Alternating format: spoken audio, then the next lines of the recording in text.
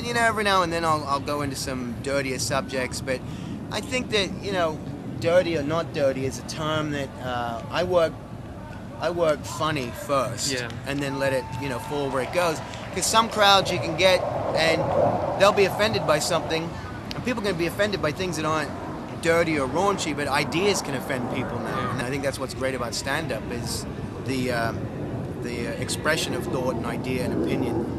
But it's getting harder and harder in this climate to do that. As the Clash said in 1982, you have the right to free speech as long as you're not dumb enough to actually try it. I certainly had my share of horrendously bad shows, and I feel like as you get more experience, I mean, even if they're still somewhat as bad, you know how to deal with them a little bit better.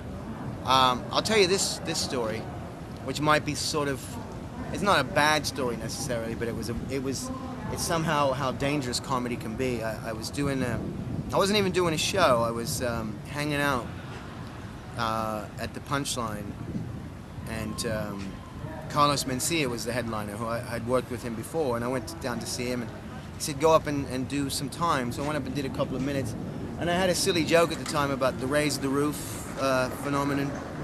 It was started by Webster, the child actor, because he was one night trying to get Michael Jackson's testicles off the top of his head.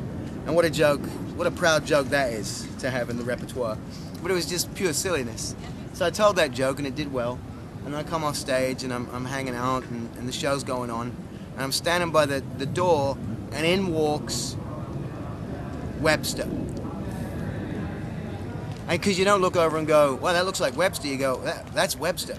Because there's not that many people who look like, there's one. Yeah.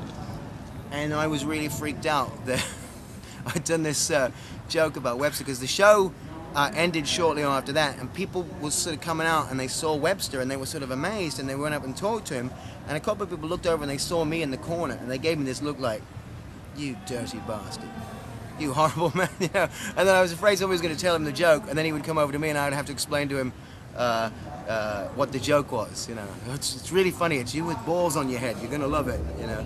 But he was in town. He was trying to do stand-up, and he knew Carlos and came over, and I actually left because I was afraid of having to explain my testicles on the head joke to Webster.